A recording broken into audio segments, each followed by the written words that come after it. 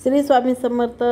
तर मी एक रेसिपी घेऊन आली आहे। ती रेसिपी तुम्ही सर्वजण ओळखता आणि सगळ्या महाराष्ट्राचा आवडता फेमस बटाटा वडा। तर बटाटा वडा मी आज केला होता, तर तीच रेसिपी मी तुम्हाला दाखवत आहे मी कशी केले। तर चला तर बघूया। मग लोक काय करतात, तुम्ही काय करता तर बेसन पिठाचं करता, तर मी तांदळाच्या पिठापासून करून दाखवणार आहे। तर तांदळाचं पीठ घेतलेले आहे माझ्या आवडीनुसार, मी जेवढी मला घ्यायची तेवढी मी घेतले। त्यातच 2-3 चमचा बेसन घातलेलं आहे, खाली थोडेसं 2-3 चमचाच घेतलेलं आहे बेसन, बाकीचं तांदळाचं पीठ आहे त्यात घालून घेत आहे मसाले।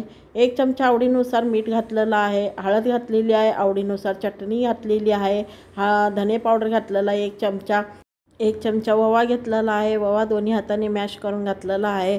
जिरे घालू शकता, जिरेसुद्धा मी घातलेले आहे आणि थोडंसं तिळसुद्धा घातलेलं आहे। तिळ व्हिडिओमध्ये शूट झालेला नाही आहे, तर त्यात आपण थोडं पाणी घालून आपल्याला हे घोळ तयार करून घ्यायचा आहे। पहिले पीठ भिजून घेऊया, म्हणजे जेणेकरून पीठ चांगल्या प्रकारे भिजेल। सगळं तयारी करेपर्यंत पीठ भिजवत राहील, त्याकरता पहिले पिठाची सोय करून घेतलेली आहे। पीठ सगळं भिजून घेऊया, जसं लागेल तसं पाणी घेऊया, गुठल्या राहायला पण न पाहिजे। तर न सोडा वापरता मी रेसिपी दाखवणार आहे। तर त्यातच घालूया आपण गरमागरम 1-2-3 चमचा तेल।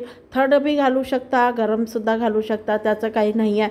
तर पण तेल घातल्यानंतर चांगलं फेटून आपल्याला साईडला ठेवून द्यायचं आहे। तर मी चटणी करून घेणार आहे। चटण्या तयार राहिलं म्हणजे आपण गरमागरम वडे काढताच का आपल्याला खाण्यात येण्याकरता आपण पहिले चटणीची रेसिपी करून घेऊया। तर चटणी तर तुम्हाला माहितीच आहे। हिरवी चटणी कशापासून बनते, तर हिरवी मिरची, अद्रक, कोथिंबीर आणि लसूण आणि थोडीशी दही घालून मी चटणी तयार करून घेतलेली आहे। आणि दुसरी चटणी म्हणलं तर खोबऱ्याची, जेणेकरून आपल्याला बटाट्याच्या सोबत दिलं जातं बाहेर हॉटेलमध्ये, तशी मी चटणी करत आहे। तर थोडं खोबरं घेतलेलं आहे, तीळ घेतलेलं आहे, त्याच्यातच मसाले घालून घेणार आहे।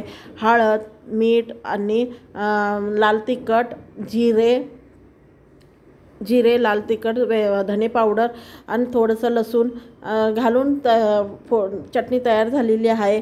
तर इकडे घेतलेले मी उकडलेले बटाटे मी व्हेजिटेबल बटाटा वडा करत आहे। तर त्यासाठी मी घेतलेला आहे थोडासा पनीर होता, तर तो पनीरसुद्धा मी त्यातच ॲड केलेला आहे। 1 गाजर घेतलेला आहे, गाजरसुद्धा मी किसून घेणार आहे। पनीरसुद्धा तुम्ही किसून घेऊ शकता, या नाहीतर हाताने मॅश करून सुद्धा घालू शकता। थोडासा हिरवा मसाला घेतलेला आहे, जेणेकरून आपल्याला चटपटा वडापाव करायचा आहे। तर चटपटा वडापावसाठी आपण थोडंसं हिरवा मसाला घातलेला आहे। वरून घालूया मसाले, मीठ घातलेलं आहे चवीनुसार, थोडीशी हळद घातलेली आहे, लाल तिखट आपल्या आवडीनुसार, कारण हिरव्या मिरचीचा ठेचासुद्धा त्यात घातलेला आहे, तर त्या आवडीनुसार घालायचा आहे आपल्याला। तर धने पावडर घातलेला 1 चमचा। इकडं फोडणी तयार करून घेत आहे।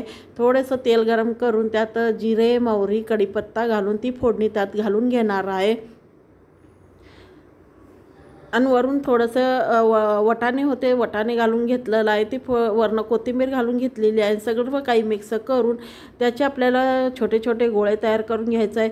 तर चला तर मग मी गोळे तयार करून घेते। तर बघू शकता मीडियम साईजचे आपल्याला छोटे गोळे करून घ्यायचे आहे। ती गोळे तयार करून झाल्यानंतर ना एका साईडला ठेवून द्यायचं आहे। तर मी गोळे तयार केलेली आहे। तर बघू शकता तुम्ही छोटे एक साईजचे गोळे तयार केलेले आहेत।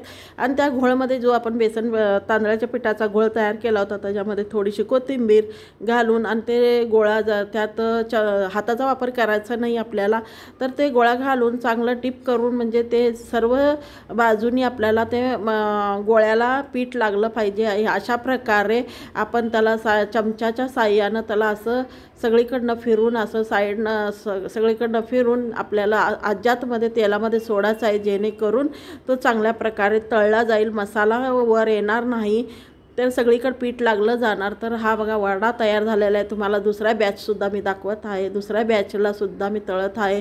आणि टिश्यू पेपरचा वापर करावा, कारण न्यूजपेपरवर सगळं काही केलेलं छापलेलं असतं, तर ते आपल्या शरीरासाठी हानिकारक राहतो, तर टिश्यू पेपरचा वापर करावा। तर मी हे वडे तयार आहेत खाण्याकरता। तर चला तर मग एकदा करून पहा।